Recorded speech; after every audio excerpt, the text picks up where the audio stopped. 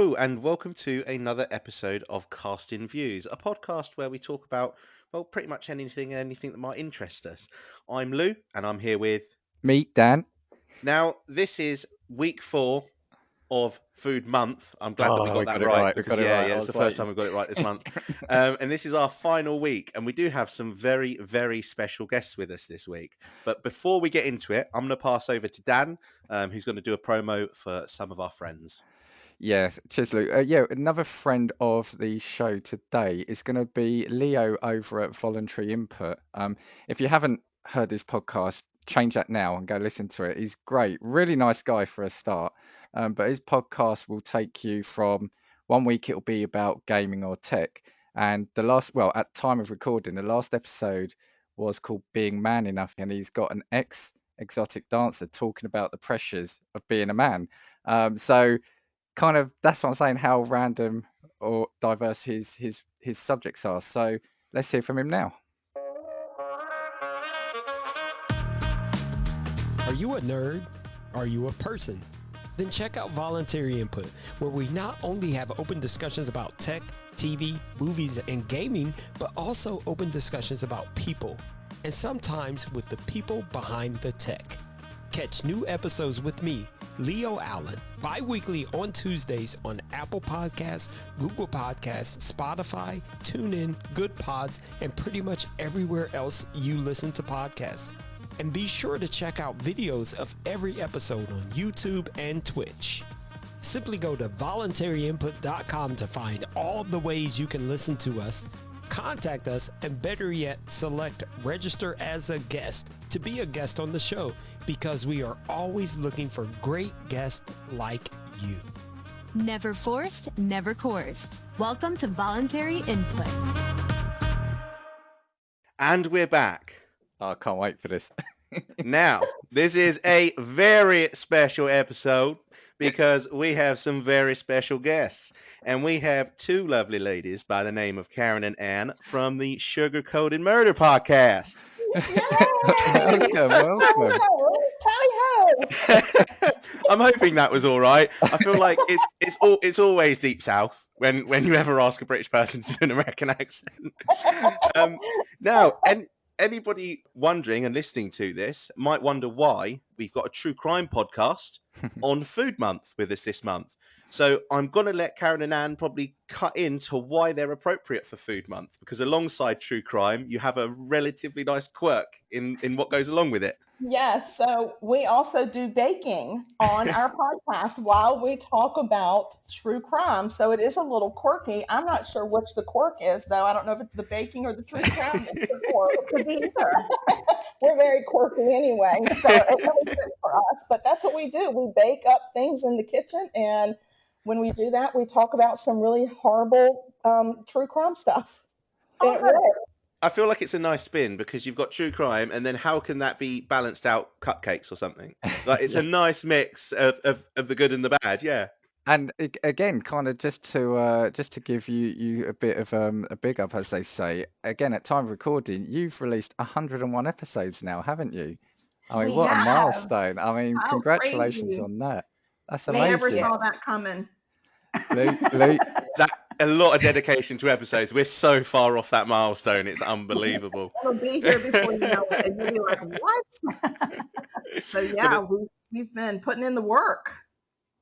so But yeah, oh god, no, I'll let Dan go first. no, so I was going to ask, how did it come about, the podcast? So did you think I'm going to do a baking podcast, or did you think do true crime podcast, or did you from the start think you were going to mix the two? How did that happen?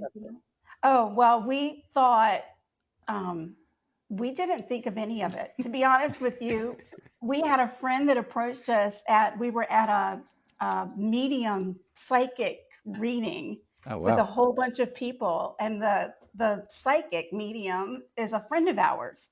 And afterward, it was close to Halloween, and we were telling some stories about true crime that had happened in our very, very small little town. And she said, "You girls need to do a podcast." And we were like, "All right, we could do a podcast." And she said, and you need to incorporate your baking, because everywhere we go, we're in the South, you take something, you have to take food with you when you go. Yes. And everybody seems to really enjoy our baking. And she said, you have to somehow incorporate this baking. So Karen went out and found us a $20 microphone off of Amazon, and I Googled how to podcast. And that's how it started. I had never even listened to a podcast. I don't think Ann had either. So we were just like, what is this? So it was interesting. It was interesting. We started listening to some true crime podcasts. So we got the feel for it's okay to talk about horrible, gory things. And then, we were just like, let's throw that baking part in, because that's something that we're good at. So that's just kind of that's how it came up. We really didn't think this was going anywhere. We thought 10 episodes, we'll just put those out there. It'll be a real laugh. Our family will listen, or maybe not. And then we'll be done. And then 101 episodes later, we're still doing it. And we've gotten such great feedback from it that we haven't stopped yet. And we're sisters. If people don't know, Karen and I are sisters. So we've got the sister banter that kind of goes back and forth as well. So I know it's a very gory topic, but there is a great deal of humor, because we'll get the story wrong, or we always massacre the names, and that's a pun intended. And so, we really are not good with the names at all. We are hard. If it's not Smith or Jones, we're done. We're gonna mess it up. But we're honest. We tell people before we even say the name, I'm going to butcher this name. Up. Yeah. And because we're sisters, our mom is our biggest fan. She listens to every episode. As soon as it drops, we have to send her own personal link to the episode. But she stays after us. And I know you can't tell looking at our beautiful faces, but we're both in our 50 bubble. And so our mom still calls us when we say bad words and tells us that she didn't raise us to say bad words. Yes. So now before we cuss, we always say, sorry, mama, but then we still let the word fly. So we figure we're good as long as we apologize up front. Yes. Oh, and Lou, and yeah, I think you said your mum said that you have to behave because the British are really refined, but yeah, I know. I feel like we break that mold entirely. It's terrible. We're really doing a disservice, aren't we, at this point? Don't worry, when we're done with them, you won't recognize the British. I said, we've walked right out of Downton Abbey, haven't we, you and I? So. Yeah. Can I just say as well, the name is absolutely brilliant. I've been telling my girlfriend, my mum, I've been like, the name, it was just genius. I was just like, it could. We sat and we took about 6 weeks just to come up with casting views. Well, I got to tell you, we had a list. We just had like a huge list, and we would just say them out loud to each other, and that one really just stuck. I mean, we had some really dumb ones, believe me. But I think cupcakes and killers, and I don't want to tell too much. Cool. I don't want somebody to steal it. Your spin-off pod, So, we just that one just it felt right. I don't know. It worked. It worked. So we were really proud. Did you always have a passion? Where did the kind of passion for the true crime stuff come from then, or start then, kind of originate from? All right, so I'm going to answer that question. So we are from a very small town in Virginia, very small. I think the biggest it's been is maybe 8,000 people, and that's very. It's a rural town. Our dad was the pharmacist in the town. Like it was, it's very small. And in this little town, believe it or not, there were a lot of murders that happened. And the crazy part is we knew the murderers. Oh, wow. Not. You didn't expect that, did you? My dad was the pharmacist. The murderers lived next door. Yeah, kind of. I mean, it kind of went that way. Yeah. So for us, I mean, even when Ann was little, our mom witnessed a man that she and Ann were walking down the street. If you can just picture this little town, and they're walking down the sidewalk and near my dad's pharmacy, and this man comes around the corner with a gun in his hand and walks past the sewage and dumps it into and puts it in the sewer keeps walking. And my mom witnessed that. What's a drainage ditch? A drainage. Let's don't call it a sewer, because then they're going to think we're dirty. Oh, we yeah. lived in some sewer now. We're going to call it a drainage. It was an aqueduct. Breaking news, Americans don't have drains. So, so the guy had just murdered his wife and her boyfriend. They were in a car together behind this bank, and he had just shot the two of them point blank and murdered them and was walking away and threw the gun away. So my mom had to go and testify at that trial because she witnessed him getting rid of the gun. I was 9. And when Ann it was happened. 9 years old. Wow. So we can remember our mom being really nervous about going and testifying, and this guy, was threatening to kill her because she was a key witness, and I think she was trying to figure out. She wanted to go She wanted incognito to court, but she wanted to go in a disguise, but they wouldn't let her. So yes, I mean that's an very early introduction into the world of crime. And then when I was in high school, and we do cover this case on our podcast.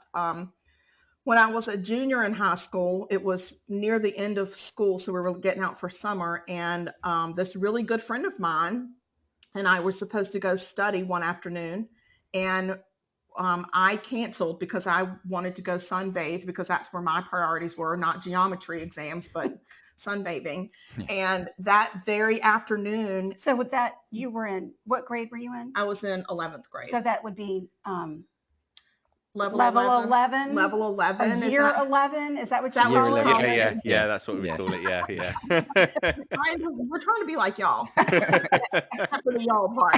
So Not anyway, working. that afternoon, he actually murdered a woman that was a mail carrier, and she had turned into his driveway to turn around, and he jumped in her car with a huge knife and was making her drive down this dirt road, and he actually stabbed her over 60 times and slit her throat.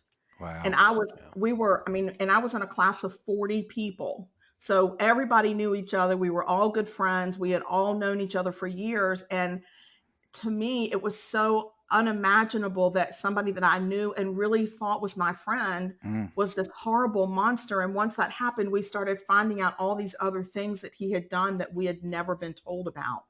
And for me, that started a fascination with the whole psyche of a killer. Like, how can you be one person and then be this other horrible monster at the same time? So that's kind of how it started. And so she would talk to me about those things. Yeah, and she was 4 years younger than me, so I scared the Jesus out of her. So the fascination kind of came between the both of us. And then just after I went to my first year of college, another family acquaintance of ours murdered a classmate with another guy, and that murder went unsolved for like 2.5 years until he actually confessed. It probably would not be solved today if he had not come forward and confessed. Wow. Yeah. So we have had so many. I'm telling you, we've covered all of our hometown murders. That's just two, but we've covered all of them on our podcast on different episodes. Yeah. But it's crazy. I mean, the murder, it's like, I mean, the town is very nice. I was going to say, we were talking about coming to visit. But... Well, we're not there now. We don't live there. We did leave. We left. We left. We were like, it's just a numbers game. Eventually, you're either going to be the murderer or the murdered. So I was Gotta get out. I was get out. I was not playing those numbers for very long. So I got out of there. So that's where we got our obsession with true crime. So have you? I was going to say as well. So do you have an obsession with it in general? So do you watch all the crime shows as well? Do you watch all the dramas and the real life shows? Are you into all that as well? Oh my! I am an ID discovery junkie. I am not. I am. Oh, really? I love true crime. I watch a lot of the Netflix documentaries, but I don't like the cases, the big televised cases that everybody knows about, like the Ted Bundys and stuff like that. I like the small towns where it's like you would never expect that person murdered that other person. Yeah. And that's my obsession. And I think it's just comes from, my background. So, but that's kind of what I obsess about is. And I'm more obsessed with baking shows. If there's a baking show out there, I'm going to watch it. It is true. It is so true. She's more I watch the baking shows, but not like she does. She tells me which ones to watch. Right. Well, So, but it's I'm not kind of like offended. us though. Like Lou, for a while at the start, you were always talking about the darker sort of Oh, it stuff was. in our Yeah, I was. podcast, and I want the light and fluffy stuff. Yeah, dark, depressing, pessimistic. And then Dan would be like, "Yeah, but the world's not that bad." I'd be like, "Yes, it is." Yes, it is. It's full of murderers. It's awful. And actually, sort of Yeah. pun intended as well. You have got a killer tagline, haven't you? So Oh, do we you want to do. say that? So Yes. We say stay sweet and don't murder. Because if you kill people, we will talk about you. Brilliant. We've heard it. We've heard it live. Yeah, and we have a new one that we've kind of been taking out for a spin that says, "Come for the baking, stay for the murder."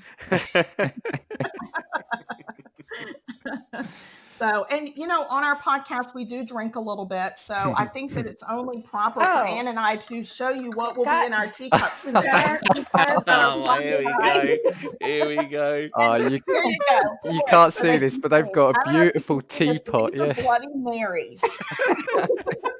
We're drinking Bloody Marys because I know Bloody Mary was a queen. I don't know a queen of what, but she was queen of something. So I know. Here's my spot of queen. Cheers. Cheers. I've actually got a nice. It put me to shame. I've got a nice chamomile tea going here. So Well, I'm very sorry because we're drinking Bloody Marys. We're drinking spicy Bloody Mary. Ooh, it's very spicy. Lou, we need to keep this pod going as long as we can. I think they need to. They need to. Oh, don't worry. I'm not good at sipping drinks. I'm a guzzler. So you'll see me pouring a couple to her one. I'll drink 3. And then I won't be able to get any of my words right. Yeah, maybe don't let your mom listen to this one. Don't let your mom. I said mom. Did you say mom? I did, Yeah. Mom. Because it's you call your mom's mum. Mum. Yeah. That's the Mum. one. Mum. Okay.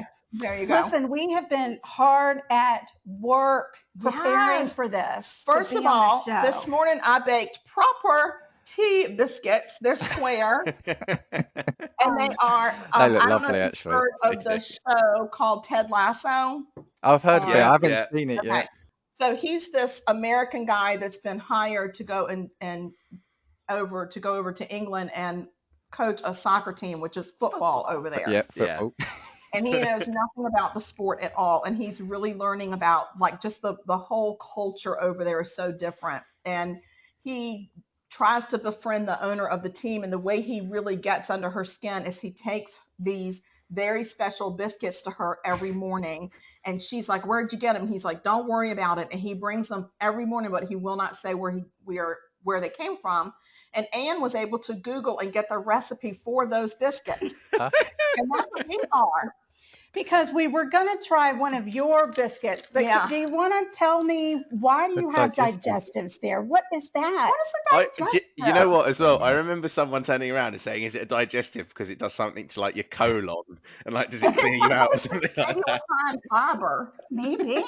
If I'm being honest, digestives dunked in tea are just a brilliant thing, to be fair. Like, that's a staple. But you've got to be really Yeah. careful because you don't want it to be too soggy. It drops in, and then you're fiddling with the spoon to get it out, and then it gets all mushy at the bottom of the cup. And then you're not It's- proper. Yeah, exactly. It's And you then know. you get your British card revoked. Yeah. The digestive, Lou, is your all-round biscuit, really, isn't it? So if you've got Yeah, someone working on your house, you've got like somebody coming in to repair something, you give them a digestive. Equally, if you've got people around, you could give them a digestive. Really? It sounds like you're really interested in everybody's intestinal health. Yes, very fun. Well, my favourite ones are the chocolate-covered ones. Those are the ones you want. So, Yeah, they are chocolate So when digestives. Anne went to the British section of the grocery store and she found some British cookies. We have these chocolate creams. Oh, they bought like are they bourbons. bourbons? Are they I like think they're bourbons. rectangular? Are they? Yeah, I think they are. Yes, I they're love rectangular. those. I Yeah, love they're those. brilliant. They're elite. And custard creams. Yes. These are custard creams. Oh, Oh, look custard at this. creams. Yeah, They- this is amazing. I know. I've got nothing We here. got shorties. Oh, a And short. Yeah. We have ginger nuts, and I got a Oh my God, I question. love those. I love those. There are nuts and ginger nuts. What's the root? I Ginger is a first of all, root. I read the ingredients and I was like, there is not one nut found in this entire cookie. And ginger is not a nut, it's a root. So what is a ginger Do you nut? know what? Do you know what, Lou? I actually don't know. It's just Yeah. always. I mean, it was always like the butt of jokes and that sort of thing, wasn't it? Like a ginger nut just for the sake of. But yeah, I couldn't tell you why for some reason. I just eat them. I just eat them. It's okay. It's That's okay. fine. It's fine. We're way more concerned about your turkey Twizzlers Oh my than God. anything else. Oh my over God, there. turkey Twizzlers are amazing. You should not No. be twisting your meat. Americans don't We twist don't their twist meat our around meat. things. Like we don't do that here. That's not okay. It's like a curly fry but made of turkey, basically. That doesn't make sense to It's me. only 34% turkey. Hold on, Lou. I'm going to stuff. throw something back at them. They're talking about the outrage of Turkey Twizzler. They are from the home of the diving in the grits, the rolling in the grits contest. Oh yeah, I yeah, this is can't- true. Yeah. Hang on a minute. Yeah. Exactly right. And you know the record for that was set right before COVID, and that was 60 pounds of grits that this unbelievable. woman got in her clothes. Unbelievable. I Yeah, just It is unbelievable. As well, I just feel like the cost and expense of practicing that must be nuts. Like, imagine if we did it here. We'd do it with beans, probably, wouldn't we? yeah, baked beans. Oh, Baked yeah. beans, yeah. I think that would be that. I don't think they practice. I just think it's that one time a year they You just just go for it. They probably have a little drink of liquid courage and they dive right in and see what happens. That's the only thing I can think of because I don't know how you would practice that. But we mentioned it with Brendan last week. Is grits kind of like a staple? In the South, it definitely is. Yeah. Yeah, it is in the South. You'd have it with your main meal, right? It's a main meal kind of It accompaniment. is. It's really a breakfast Oh, is it? Okay. item for us, but they do. We do have other things like shrimp and grits for dinner and stuff like that. But for us growing up, grits was part of the breakfast meal, and we don't believe in putting sugar in grits. That's godlessness. We don't do that. No. We don't do that. We don't do that. Americans do it. I mean, I know some Americans do. I don't think Southerners do. I know that they put garlic in there. They put cheese in there. I'm a purist. I like butter, salt, and pepper because the grits are really just the main vehicle to get the butter into my mouth. It's just another one more thing you can put butter on. It's just one more thing you can put butter on, and then you just put it in your mouth. And if you don't feel like having an American biscuit, not an English biscuit, then, if you're not in the mood for a biscuit, then you still need your butter. So you just put it in the grits and you put the grits in your mouth. So Do you know it what? still works. You've reminded me. Sorry, Lou. I was just going to say because something I forgot with Brendan. Yeah, the biscuit that confuses me. So that isn't like a bread roll, is it? Is it like it's almost like It's is it like a a savoury scone? Yeah, I think it's a Biscuit. scone. So your scones are kind of like a cross for us between a biscuit and a muffin. Okay. Okay. Our biscuits have they're layered buttery layers of biscuits, but not all of them. So it's a bread. It's definitely a bread more than it's like a scone. I think it's more cookie-ish or cake-ish or I don't know. Yeah, it's probably a little bit cakier than a biscuit. Yeah, Well, you're just gonna have to come over and try it. You'll have to come over and have definitely. biscuits and grits with us. You're just gonna want to drink lots of water and take some sort of blood pressure medication because we're probably gonna throw a piece of country ham on it, which is nothing but salt. It's just salt. Ham soaked in salt. Yeah. So have you ever heard of red-eye gravy? No, never heard of that. Okay, so it's a ham. So you take your country ham, and that's not typical like on the street ham. Country ham is definitely it's not just ham off the street. This is like a real staple in a Southern house, but it's very, very salty. And you take that and you fry that in, of course, butter. And then you take your ham out into those what we call drippings. I don't know what you would call those over there, but it's the stuff left in the pan. You add strong black coffee. And then it makes it's called red eye gravy and I used to think it's because it was red, but I thought all the people that made it for me didn't get it right because it was never red. It's like a really dark brown, and it's red eye gravy to wake you up. Right? Yes, I have heard of it now. I have. Yes. You've reminded me now. Yeah. Oh, pardon me. Excuse me, please. I need a refill. I love that. Look at that. I love how the pinky finger's coming up as well for anybody listening to this. It's amazing. You haven't lived, I think, unless you've drunk alcohol out of a teapot. This is superb. do you know what the funny thing is as well? There's like that's not the strangest thing that I've seen people drink stuff out of. So when you go to university here, obviously drinking culture is just a big thing. Really, you don't go to university here to study; you go to drink. That's just what you do. Yeah.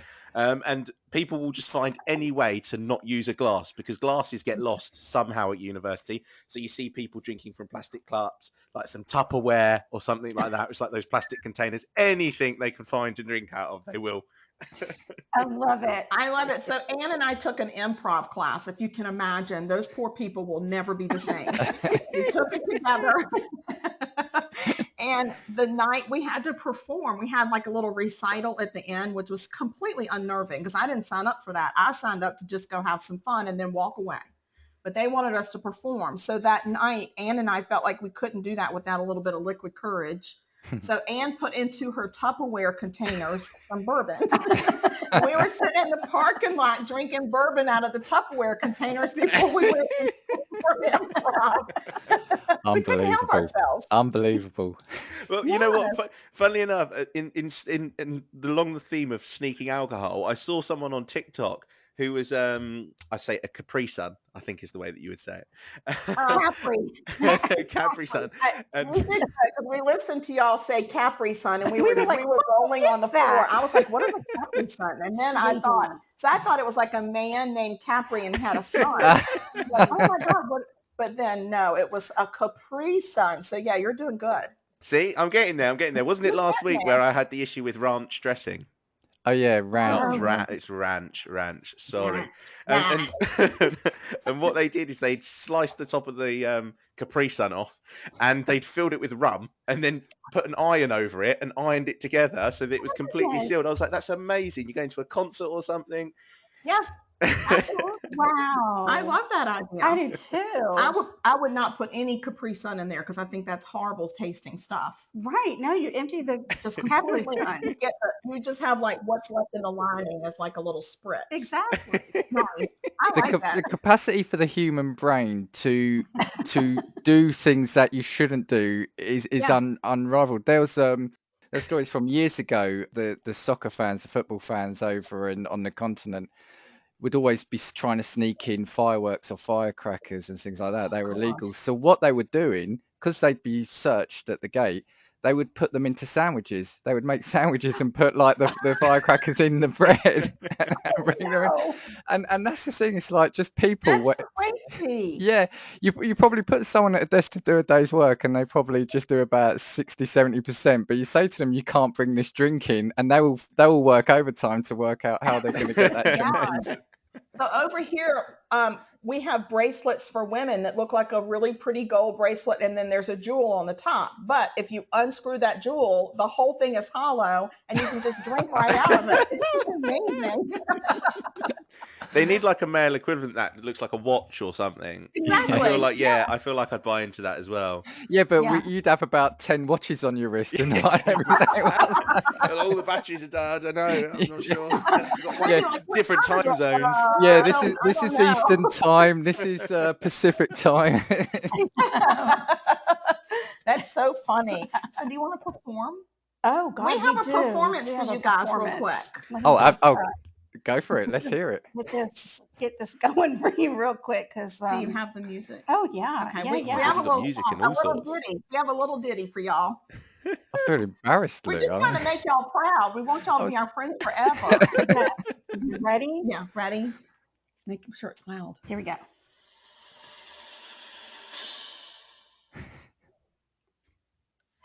Not yet. Oh, not yet. I didn't. Wait. Not yet. Nope, not yet. Okay. Ready? Oh, God save our gracious Queen. Long live our noble Queen. God save the Queen. Send her victorious, happy and glorious, long to reign over us. God save the Queen. Bravo. Right, We're Lou, just trying to Right. You prepared the American one, right, Lou? That's like frantically googling. You know what? That that was also really good. That's that cool. was brilliant. That also brings up a really good point, because we were talking last week about like some food stereotypes, but this is different because this was the national anthem. One thing that I feel like you see on TV all the time is if there's anything that's in a school, it's always kids lined up to a flag in the morning, national anthem. Is that really what happens every kind of morning in schools, or is that just televised? Not anymore. It used to when we were growing up. Yes, every Absolutely. morning you stood, you said the Pledge of Allegiance, and then you sang the national anthem. And you face the flag wherever it was hanging in your classroom with your hand over your heart, and that's what you did. But they don't do that anymore. It's too much controversy. So they don't do it. Oh, really? Okay. Yeah. Okay. And at our school, we went to a private school, and we actually had a daily devotional, like a prayer that was said over the intercom system as Lord well. knows we needed it. You know, they actually let me say some of that. I know. That was crazy. Like, what were they thinking? They let me do the daily devotional.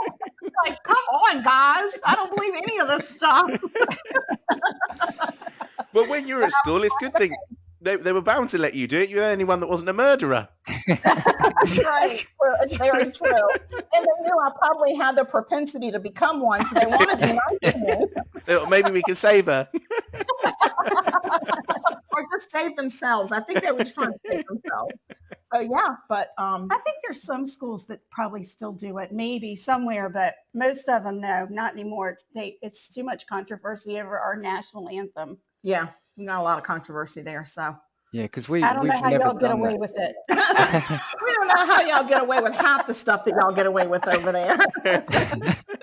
Well, no, but that's the thing, and you know, Lou, that's a good point, because we've never have done it over here. That not the American anthem, the British one. We've never kind of done that, and we've always looked at that, and I think the reaction has either been, oh my God, why are they doing that, or oh look, you know, they must be really proud of their country, and so it does. It's always seems slightly odd is probably the wrong word, but unusual that happened. Huh. But the thing is, as well, I think if you put it in a different context, like I went to a Catholic school when I was from the ages of 11 to 18, and we used to have like a daily school prayer that you'd say. Yeah. So in the same context, it's kind of like that, but obviously it was just religion based as opposed to kind of anything that was like nationality wise, if that makes sense. But I guess it's the same kind of principle and context, really, isn't it? I think so. I think it was trying to just maybe deliver a certain message of being a good citizen, just reminding people, be a good citizen. Maybe it was just, they should have just started out with said, listen, good morning, don't murder. Yeah. I think Yeah. They should just say that every day, like in kindergarten. Like do your best and do your best. try really hard not to murder. And If you can do that, then you're on your way. Yeah, and then we'll consider you a good citizen. Maybe we should start a school. I think we should start a school. Yeah, we might. Yeah, but you have to remember, if everybody lived by that message, it'd just be sugar coated. Yeah, That's true. We would have nothing to talk about. No, I would love the sugar coated. I would love that. I know you would. But I mean, the people out there are scary. There are people out there doing horrible things to each other. It's scary. actually, do you know what? There is nothing truer said on this podcast. People out there are scary. I think that's Yeah. true. Yeah. Every time we go anywhere, we're like, why do we come out into the public? We don't like people. They scare us. We don't like them. Actually, on that, have there been any cases you've covered that have really stayed with you more than others? I think so. I think so. I think anytime you cover a serial killer, it really sticks with me because the victims are so random, yet they're hunted. And to me, it's something very disturbing about unknowingly being hunted Yeah. by a person who is just diabolical, and they just get their jollies. I mean, it's it's never an excuse. Okay, let me preface this. Don't murder. Okay. There's never, I'm going to need a little more. More Bloody Mary. Thank you. And so I think that it's one thing to have a crime of passion, or when like a husband and a wife and they hate each other and one kills the other one for life insurance. I'm not saying it's a good thing. I'm saying it's a different breed of person than somebody that singles out another person that they don't even know, and they hunt them because of some quality that they see in them that the other person has no clue. That to me is so creepy. Yeah, it is very That's creepy. a big creepy factory. And so do you know a what? factory. That's a creepy factory. Yeah, right there. we live in a creepy Creepy factory. That's factory. what America is right now. And on your current, I think it's your current podcast, you said something that I hadn't even thought of before, and it was you talk about serial killers, and you say that you don't like them as well because often they are the victims of a serial killer often aren't mentioned, or they're almost secondary Yes. to they're almost glamorized, for want of a better word. If Yes, a It that's serial is, right. killer, yes. And that's one thing that when we started this podcast, that we made an agreement that we would never, ever try to glamorize the act of murder in any way. And I think that's one of the reasons that we stay away from these high profile cases, because it becomes this media circus about the person that did it and not about the victims. And not just the victims, but we've seen the generational ripple that it causes. The murder isn't just about the one victim. There's so many victims. When there's just one person killed, the victims are their families, their friends, their coworkers, their And town, it's generations. and it's a generational yeah, thing that Ripple goes on effect. through their generations of those people. Yeah. And I think I think that we're living proof of that for Yeah. sure, because one murder in our town and it sent a ripple effect. And so I think that that's one of the reasons that we really don't like serial killers. I mean, that No. we don't like them because they kill, but we really don't like them because they get a lot of attention. And we don't like that. That's why we include the name of our victims and not the name of our killers yeah, in our yeah. titles most of the time. I mean, like Anne just covered in our Yeah, 101 that's episode, yeah. the serial killer, the dating game serial killer, but there were 200 victims and we couldn't list them all Wow, Oh, because Apple jeez, won't let us list all of them. So we just put him in there as part of the title, but normally it's the victim's last name that we put in there as part of the title. right. And Anne, as I was going to say, as the Dan of your podcast, the lighter side of the baker, is there one that particularly kind of affected you or has stuck with you in terms of? Oh, yeah, there are a couple. One of them we covered, well, two of them that we covered here that were in the Charleston area. One of them was a woman who was going through a really bad divorce, and her parents had come and stayed with her. Her husband, she had a restraining order against her husband, and he broke into their house and killed her mother because the lady was out, but the visiting mother was sleeping in her bedroom. So he thought he was killing his ex-wife, but he killed his mother-in-law. And then he escaped, and police came in and searched the whole house. The family went into like protective custody, and the police were supposed to really do a once over on the house to make sure it was safe for them to go back in. They gave them the all clear. They had the mother's funeral. The family goes back. They're sitting in the kitchen after the funeral talking about everything that's happened. And this jerk had been hiding in the freaking attic under the insulation and Wow, shot her through the vent in the ceiling above the kitchen jeez, table. wow, I'm getting chills just talking about Yeah. that yeah, one. okay, That is so unsettling. Well, yeah, the fact that he had lived there for 3 days. 3 days. And you know yeah, what? That man had pooped and peed in that attic. And you know he did because he was up there for Oh, 3 days. He had yeah, food with him. That's gross. sorry, mums. yeah, Sorry, Sorry. Mom. That's poop. I know, but that's in It's England. They don't. improper to talk about We don't. bathroom things. Right. I'm No. just saying he had bathroom issues up in that, and like that's not only is it scary, but it's really It gross. is. yeah, But yeah. the police didn't check the attic. One of the Wow, police wow. officers stuck his head up, looked around, and said, "Oh, he's not going to be in the attic," but he sure was. Under the insulation too. I mean, that's really a commitment Right. because that's itchy. It Yeah, is yeah, yeah, 3 yeah, days. So yeah. that one was unsettling. And then we had another one that we covered where a woman, she was a French teacher for a private school here. She had been dating a gentleman and they broke it off and went their separate ways. And somehow his son became obsessed, fascinated with this woman and wanted to be her, wanted to go through the whole sex change process and everything, but take over her identity. And he murdered her, but he had all of his, like, he took over her, he changed his driver's license to her address. He got his mail forwarded there. He was having his hormone therapy drugs shipped to her house. I mean, he murdered her and then took over her home before Like anybody he was figured wearing it her out. clothes and everything. Oh, that was.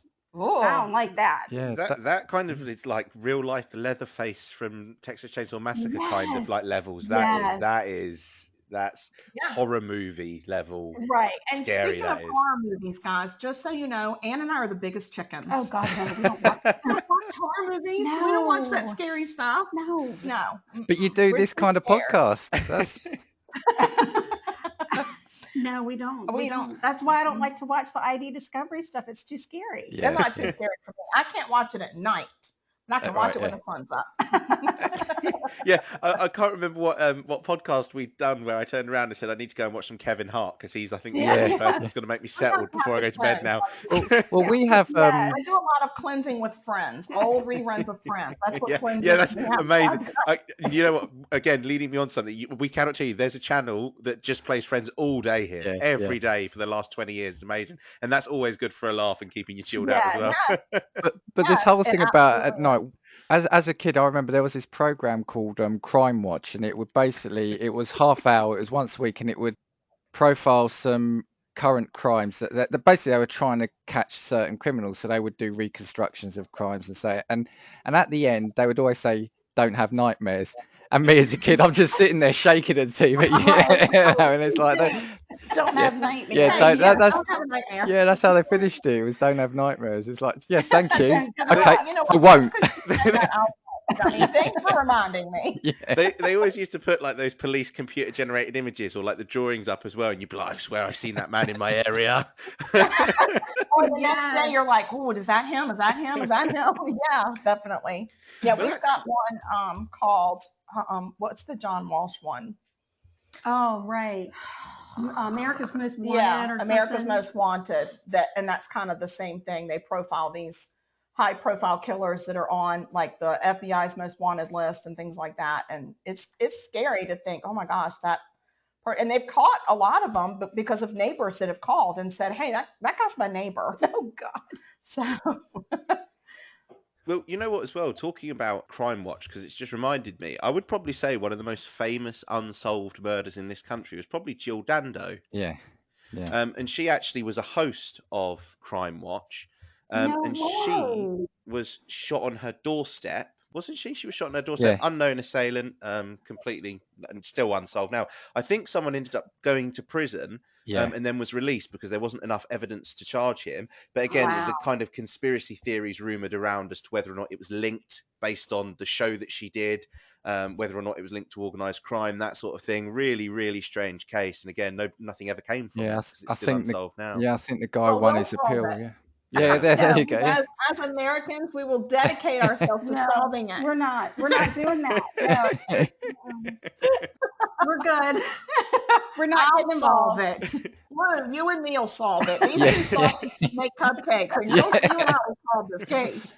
But do you think that's why? And you know, and I love what I like is I do love the idea of the solving of the crime, the people behind the thought and the processes that go into solving the crime. And do you think that's why kind of true crime is so popular and sought after? Because there's two elements there. There's the, like you said, people who on the face of it, you know, they're your friend, they're your next door neighbor, they're the person that works in the chemist down the road. But then on the other hand, they are these psychos and you don't know. And then on the flip side, you've got the whole to catch a killer kind of thing. Is that what you think is crime is It's so popular? fascinating. Yeah. It is. Yeah, it is. Especially now with all of the genealogy that's come out, it is fascinating to watch detectives and investigators solve these crimes. Where I know there've been a couple of cases where they've had botanists come in and look at the way plants grow to figure out what happened in a crime. I mean, that is mind blowing to me. Yeah. Yeah. That you can look at the way a plant is growing in a crime scene and say, okay, well, this is probably where the body is. That's how they found the body in one of the cases from our hometown. They couldn't find it. The murderer kept saying it's here, and it wasn't where he said, but it was so many feet over. and they pulled what's he from, the Animal Farm? The Body Farm. Body so there's Farm. a place in Tennessee called the Body Farm. Have you ever heard of it? No, It's no. fascinating. You can read books about it. It's a true place. And it's a place where they lay out actual bodies all over the property, and they study decomposition out in the elements.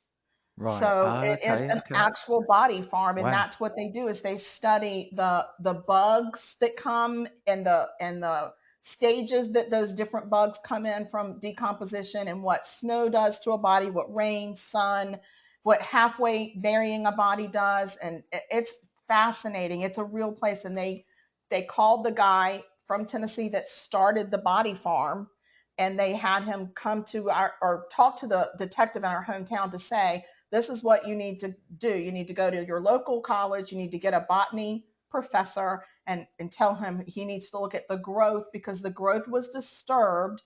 And so even after 2 years, there's going to be a stunted growth among the plants. And you're going to have to get down there on eye level, but you'll find it. And that's exactly how they were able to find it. Isn't that Wow. fascinating? It really That is. is amazing. Yeah. And then don't even, we've got a genealogist over here. Her name is Cece Moore, and she is doing the most incredible, it's almost like reverse genealogy, where she can, if you, let's say you decide to do one of the DNA tests and put it online, your results online, to see if you can connect with family. A lot of cases have been solved that way because a family member of a killer has put their DNA results out there and matched up to something, and the scientists will come in and they'll do the genealogy for this killer based on the DNA results, and they're like, oh my God, the killer is in this family, and they solve it that way. Fascinating. Yeah. And they'll do that like after 50 some years of an unsolved case. And, now Cases are getting solved left and right over here with that. And now when you're technology. arrested, you have to, they make you give your DNA when you're arrested for a crime. So they've really built this database that's just enormous and still growing, unfortunately, because we have so many criminals. We really, Yeah. there's so many. Yeah. So It's scary yeah. just to go Yeah. outside. Yeah. That's why I like to be in my happy spot, which is in my kitchen, and I bake. And oftentimes Karen will call. We live in the same building, a couple of floors apart from each other, and she'll call and say, "You got anything up there to eat?" I'm like, I'll text and say, I know you're baking up there. What do you have? just pull chocolate chip cookies out of the oven. She's I'm on like, the way on up. the way. Well, people don't need to go outside. They've got this podcast, so there you go. So. That's right. You can stay Can I right just- at home and get your dose of horrible people without ever setting foot outside. Exactly. Can I just say as well, I feel like for the last 2 minutes, the serial killers that are listening to this have just gone, right, don't bury bodies under plants, don't submit to ancestry DNA. I let my whole family know. I got my DNA test done, and I said to all of them, you better watch out because I'm uploading it online, and if there's a killer amongst us, you're going down.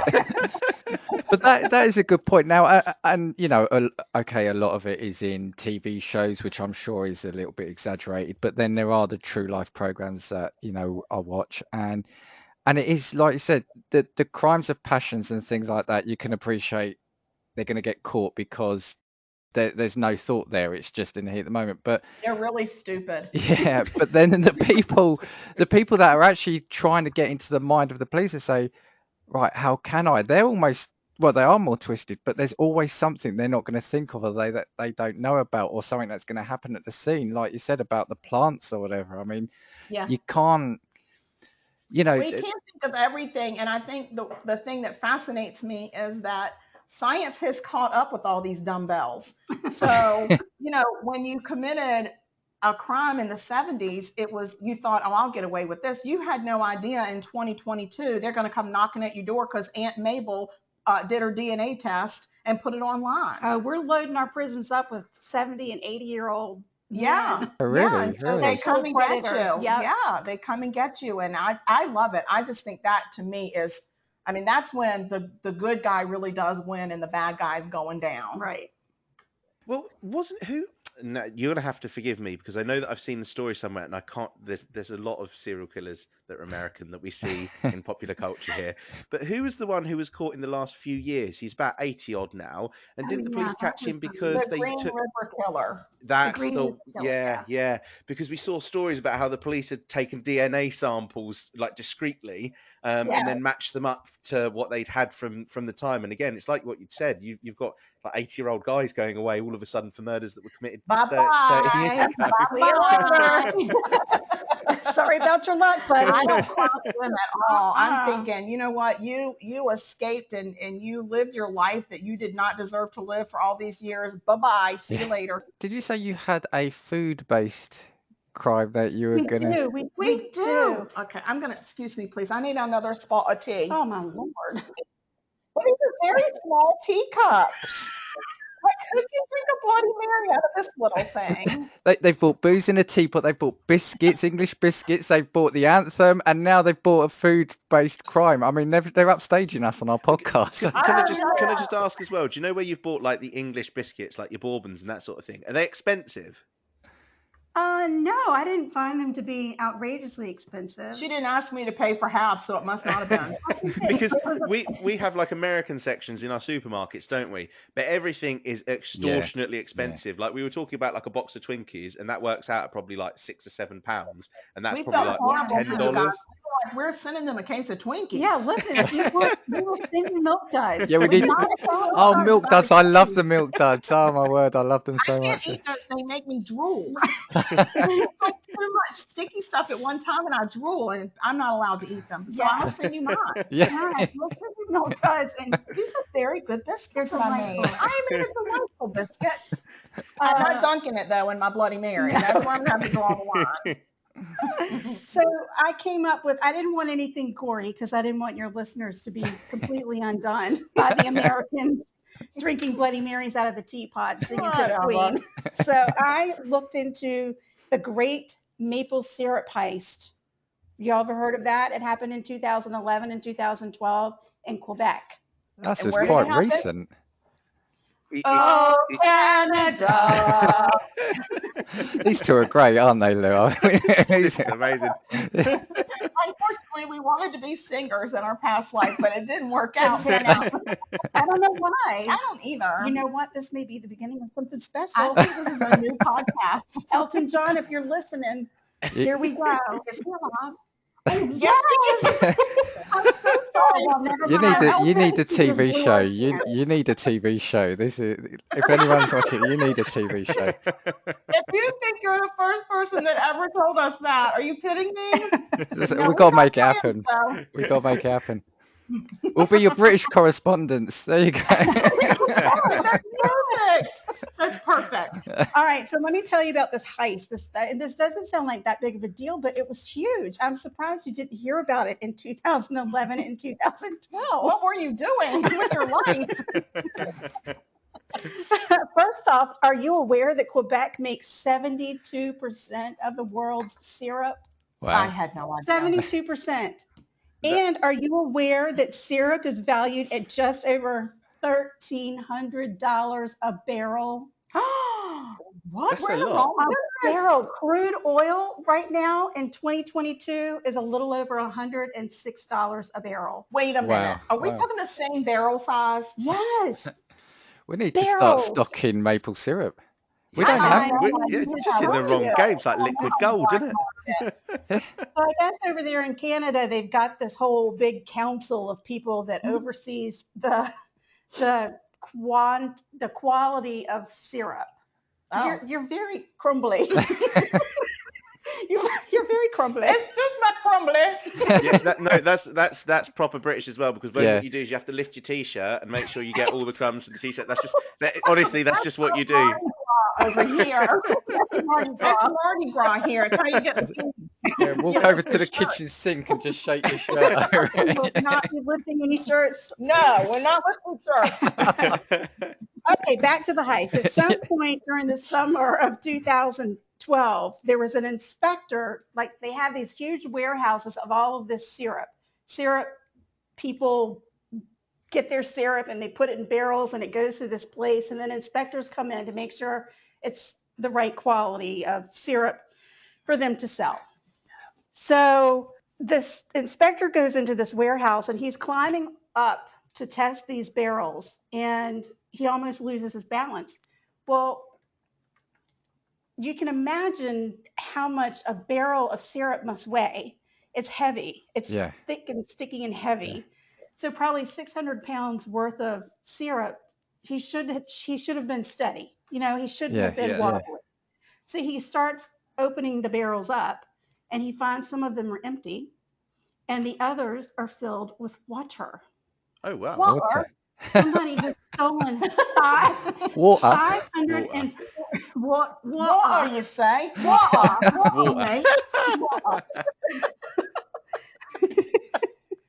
Oh, Lord. Somebody had stolen 540,000 gallons of syrup. How many barrels is that? And how do you steal syrup? Hang on a minute. Quite sticky, right? Right. I'm hoping that when they reported this in the papers, if they didn't go with the headline "Sticky Bandits," I don't know that if they didn't have Sticky Bandits on the newspaper somewhere, that was the trick. I was thinking sticky situation. And sticky situation. Yeah, that's it. Sticky situation has to be. So, as you can imagine, back in 2011 and 2012, for whatever reason, the Canadians didn't have any security cameras in their facilities where they housed this very important product. Oh, Canada. I think that's where it comes from. I think so.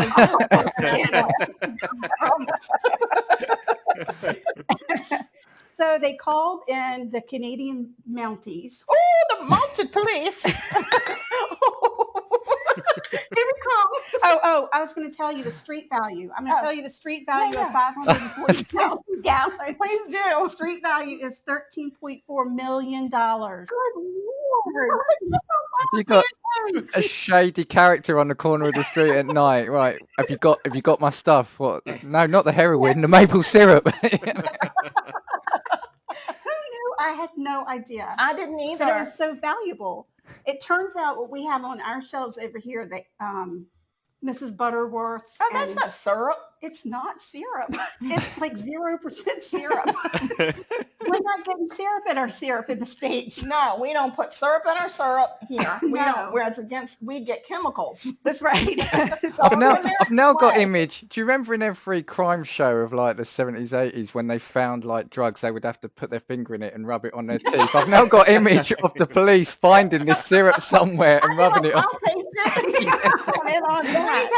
Yeah, that's real syrup. That's right. The Royal Mounties, the Quebec Police, and they even called in the U.S. Customs folks to help them try and figure out where the heck. Oh, Lord have mercy. You have sworn. But we're explicit. It's fine. We tag ourselves as explicit. Don't worry. Fill your boots. Oh, thank goodness. Well, if you didn't before, you will today. So there's this big mystery of where the syrup went because, it's not easy just to walk off with where do you put that? 540,000 gallons. That's not something you can hide up under your shirt. Just walk away with it. But they didn't take the barrels. Yeah, they just took What? the syrup. Oh, yeah, because they left water. I've just got a feeling that like 50 years time it's going to be like some Heisenberg situation where someone takes a shovel out to the middle of nowhere and digs up like 80,000 litres worth of maple syrup. What would they put it in? I guess they could fill up a pool with it. Yeah. But what are you going to drive your big truck up? I don't know.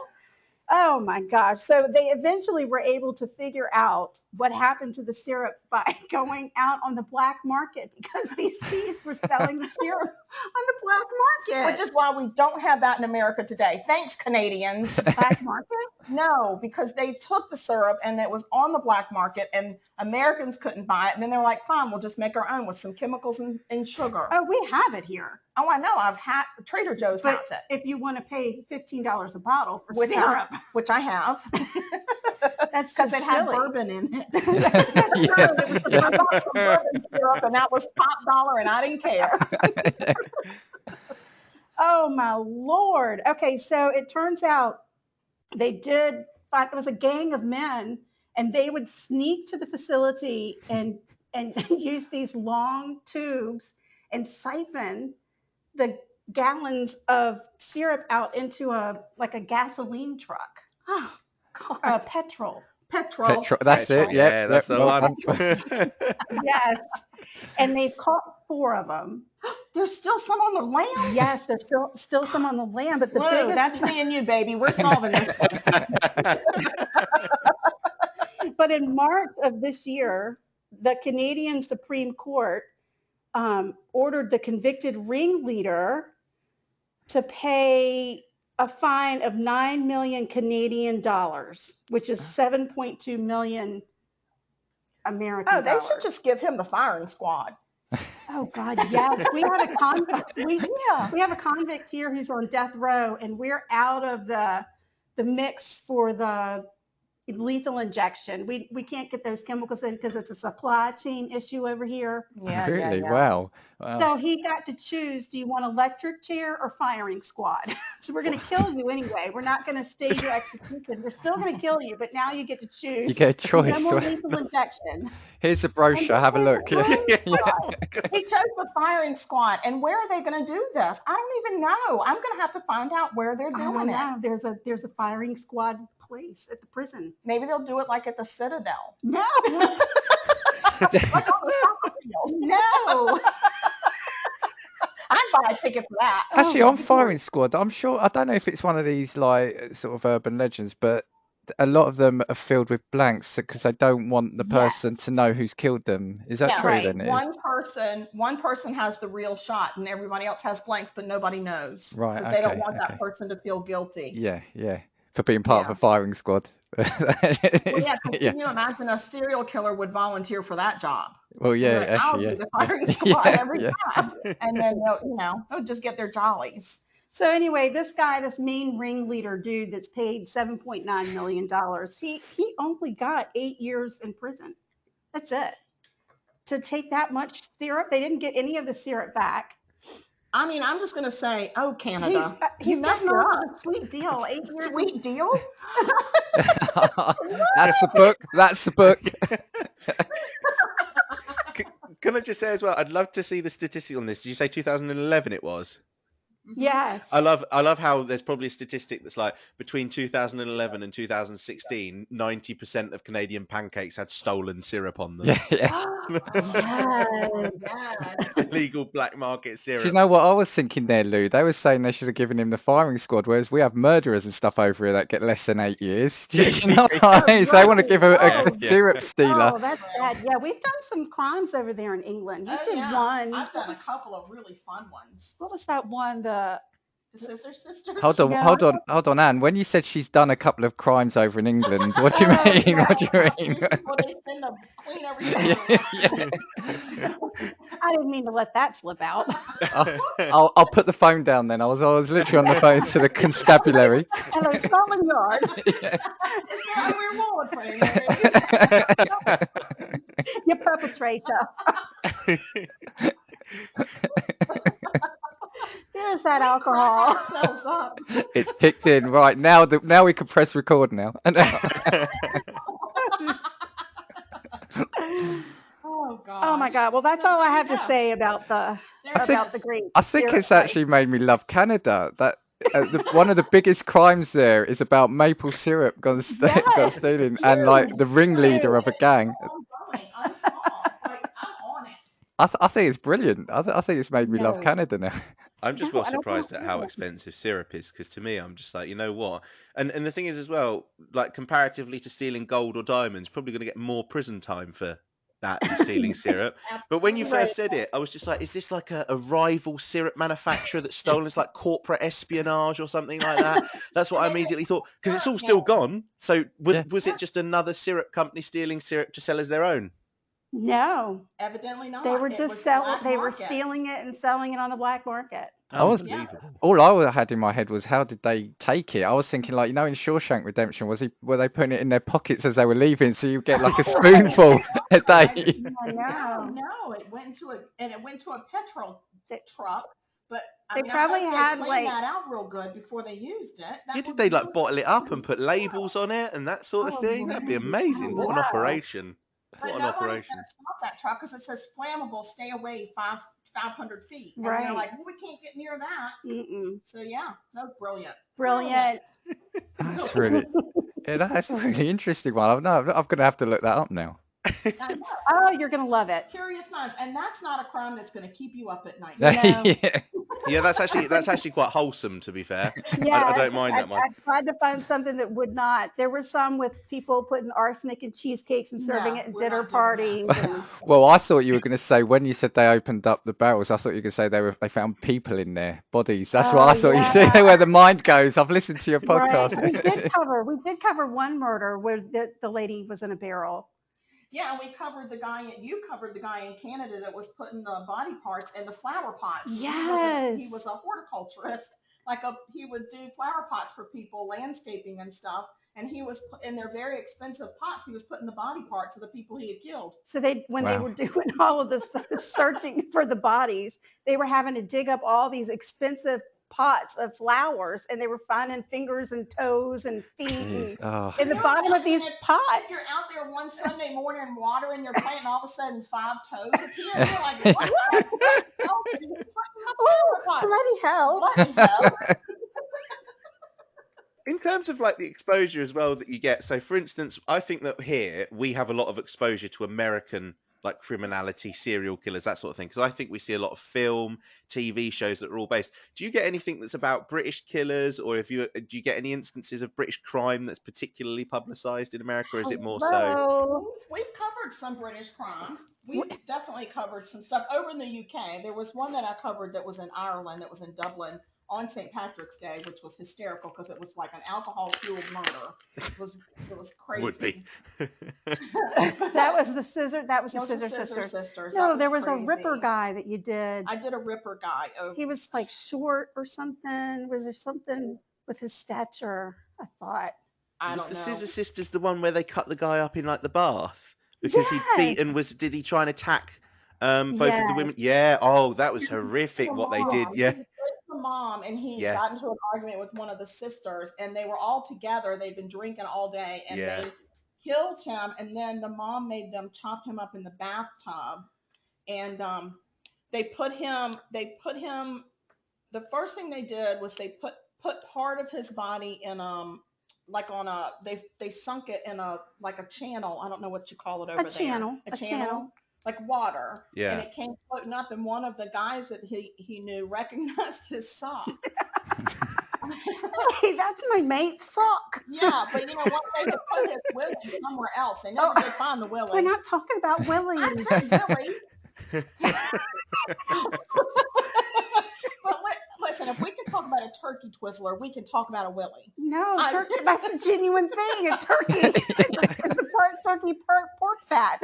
Anyway, they took his head in a duffel bag, and they were going to bury it somewhere in a field, but they went shopping first. Carrying around a duffel bag with a head in it because they needed to go shopping first at some open air like place where like they bought jewelry. Like it wasn't like groceries. They weren't in need of groceries. They bought jewelry, and then they took him out to a field and buried him. And then one of the sisters lost her mind and went out and dug him up, put him in her son's book bag. I mean, talk about mother of the year. And then took him to another place and couldn't get him buried all the way. So she was trying to chisel his head apart with the whole thing just went awry. The whole thing. They just did not do a good job. No. I think in the lead up there was like lots of drugs and stuff involved as well. Yeah, There were some drugs. Yeah, There was yeah. loads of alcohol. It's just a family night party on St. Patrick's Day. It type of was, I was like, situation. this is how they do it in Dublin. I had no idea. So we've taken their murders are a little crazy. We've taken them off our list of places we'd like to go. Yeah. See, and we're trying not to do a lot of British ones because if we find too many that are disturbing, we won't come over there. Mm. I think the thing is over here, the disturbing ones stand out because we tend not to have too many of them. Really, I Yeah. think. Oh, way to brag, Dan. Yeah. But you have rippers. Yeah, y'all have rippers. Yeah, Like, yeah. oh, There's a lot of rippers. Yorkshire Ripper, Jack the Ripper. I covered the That's the Yorkshire, Yorkshire Ripper. Ripper. Yeah. Yes, because he actually came over to America for a while. Yes, and he stayed in that haunted hotel. Oh, right. Yeah, so he was ripping over there and then came ripping over here. That's not okay. No, you keep your rippers to yourselves. Really, in terms of true crimes, recently, in terms of ones that would be like featured like that, we had a doctor a few years ago, didn't he? He was found convicted of killing a load of his patients. Harold Oh, Shipman. Harold Shipman, yeah. Yeah, that was. Did we Yeah. do him? He's in our serial killer book. Oh yeah, yeah. for my birthday, my children gave me an encyclopedia of serial killers, I Wow. was just reading about him the other day. and Anne's been just like Oh, there reading you it. go, She yeah. won't watch it on TV, but she'll flip through that encyclopedia. But he holds the record for the most killings. Oh, does he? Yeah, because Oh, I look at think that. he's actually, I think confirmed was about 200, but it's rumored to be way, way more than that. But yeah, I think Yeah. it was older patients, Yeah. and he Yeah. was basically supervising their care, and he'd basically bring them to the end of their lives, and he got And away then with take it their because he money. was a doctor. Yeah, That's rude. yeah, he would. That's rude. And, He Yeah. and in already actual makes enough fact, money as a doctor. Yeah. yeah, I actually think That's that's the reason that rude. he got caught was because he was doing that. Because Right. otherwise there would have been no proper link because he was overseeing the care of all of these patients. Really scary stuff, to be fair. It's Yeah, strange that that a is person with that really much scary. I power. don't like that. I don't like that. I don't like the Mm-mm. medical. I don't like to do the nurses. Now we're like, not that going to see kill. any doctors in England. If No, Yeah. no. If I get sick, I'm just dying on my own. Right. And what was the other one, Lou? Probably really was Fred and Rose West, Oh yeah, wasn't it? Fred Yeah. and Rose West was they were Husband and wife, weren't yeah, they? husband and wife, and they basically just murdered children. They were it was I think there was 12 or 13 that were confirmed, I believe. Some no. of them buried like in the garden, that Oh sort of thing. Yeah, it no. was I'm they writing their were. name down to look Yeah. them Yeah, up. if you look at Rose West as well, I actually think that during her trial she tried to claim a mistrial because their case was reported so heavily in the media that everybody already knew who Oh, she was, so it didn't matter what jury she yeah. sat in front of. Not that she wasn't going to get Sorry. convicted anyway, but We've got another Sorry, guest on the Trout show. wants in on this. He's tired of being We've got quiet. another guest on the show. He's going to eat the Yeah, biscuits. this is the bane of my existence right here. You better get out of my English biscuits, buddy.